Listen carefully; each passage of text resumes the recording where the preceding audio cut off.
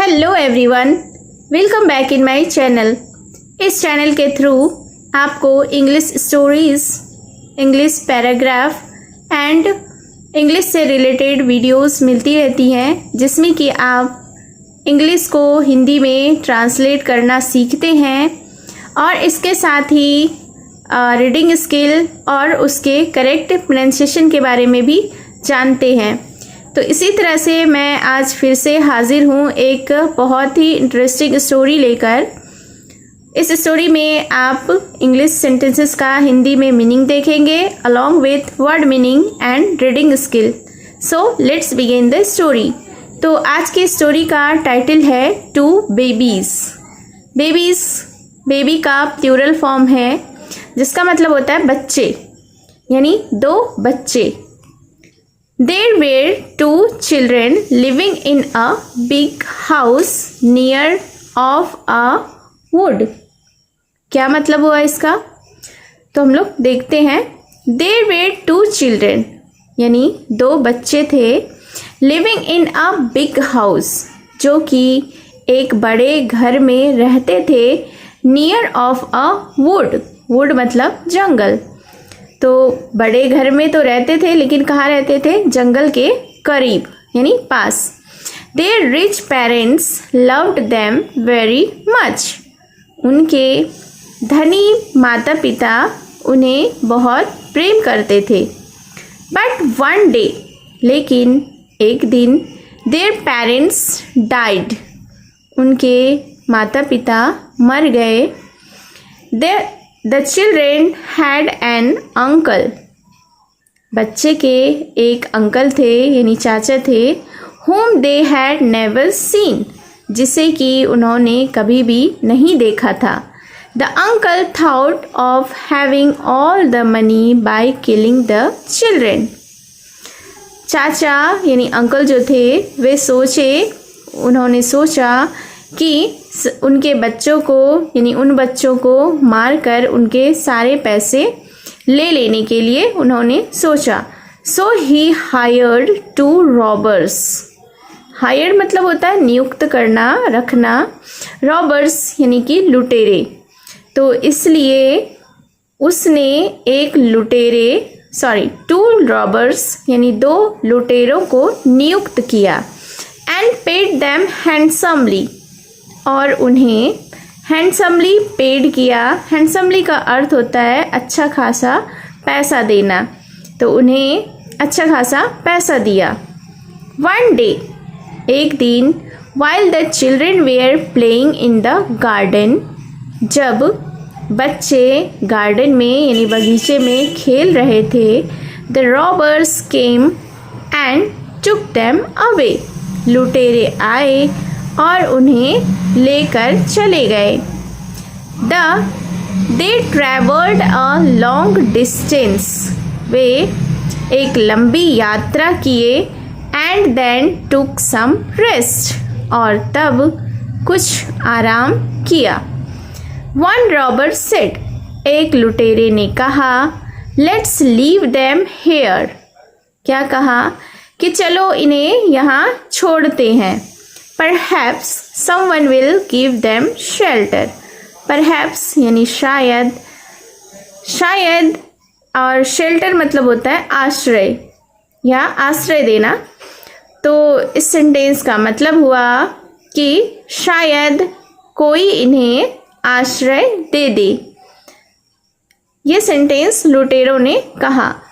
The other robber said। दूसरे लुटेरे ने कहा, Stay here यानी यहाँ रुको। We are going to find food and shelter।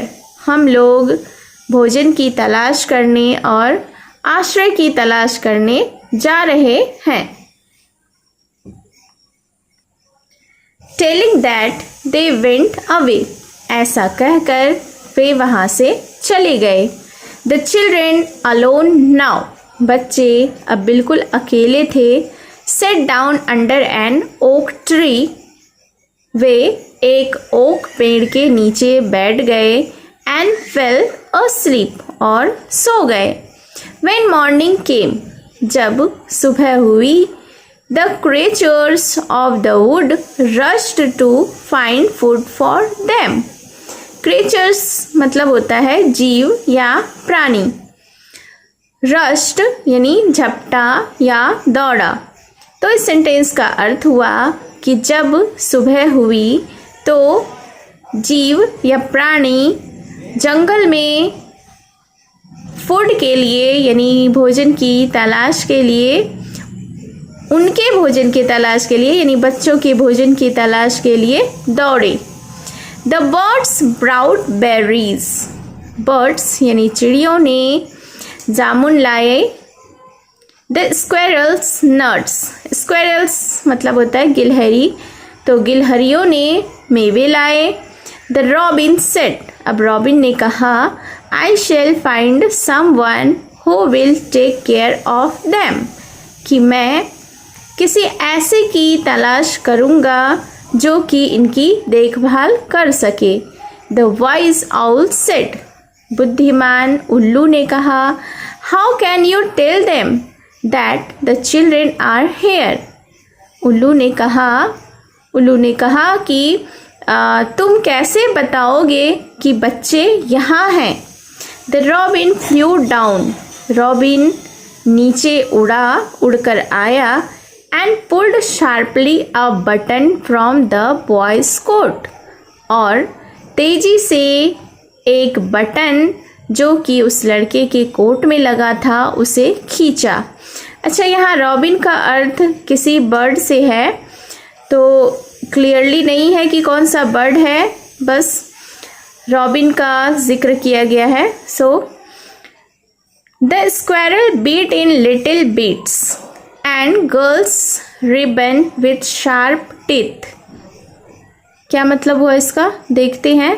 The squirrel bit in little bits यानी गिलहरी द गर्ल्स रिबन, गर्ल्स के यानी लड़की के रिबन में, जो रिबन उसके बालों में लगा था उसे थोड़ा सा काटा। विथ शार्प टीथ अपने नुकीले दांत से। And handed the tiny piece to the robin. और हैंडेड मतलब होता है सौंप देना या दे देना, तो उसने अपने शार्प नुकीले दांतों से गर्ल्स के यानी लड़की के रिबन को काटा और रॉबिन को एक छोटा सा टुकड़ा सौंप दिया। The robin started on a journey. अब रॉबिन एक यात्रा पर निकल पड़ा। The robin was tied around his throat and in his beak he carried the button. Robin was tied around his throat. Throat मतलब होता है गला, तो रॉबिन अपने गले में बिल्कुल बांधे हुआ था रिबन को। And in his beak he carried the button, और अपनी चोंच में बटन को लिए हुआ था। He flew to a cottage near the wood. वह एक झोपड़ी के पास गया जो कि जंगल के पास था। The old woman who lived there was his friend. बूढ़ी औरत जो वहाँ रहती थी वह उसकी दोस्त थी। Robin sat on a tree by the cottage door. Robin cottage के यानी उस कुटिया के दरवाजे के पास जो पेड़ था उस पर बैठ गया। एंड sang loudly, और जोर से गाने लगा। The woman was very happy to see him. औरत उसे देखकर बहुत खुश थी। The robin dropped the button at her feet. Robin ने उस बटन को जो वह चोंच में लिए हुआ था उस बूढ़ी औरत के पैर के पास गिरा दिया। She recognized the button from her little grandson's coat. उस बूढ़ी औरत उस बटन को पहचान ली जो कि उसके ग्रैंडसन यानी कि उसके पोते के कोट का था। When she saw the robin, she recognized it as her granddaughters. Sorry when she saw the ribbon, जब उसने रिबन को देखा, सी रिकॉग्नाइज्ड, वह पहचान गई, इट यानी इसे, एज हर ग्रैंड डॉटर्स, कि यह उसकी पोती का था। The robin flu and sang again, robin फिर से उड़ा और फिर से गाने लगा। The old women put on her shawl and followed him, बूढ़ी औरत ने अपना शॉल लिया, अपना दुपट्टा लिया और उसके पीछे चली गई। The robin led her to the wood, robin नेतृत्व करता रहा उसका जंगल की तरफ।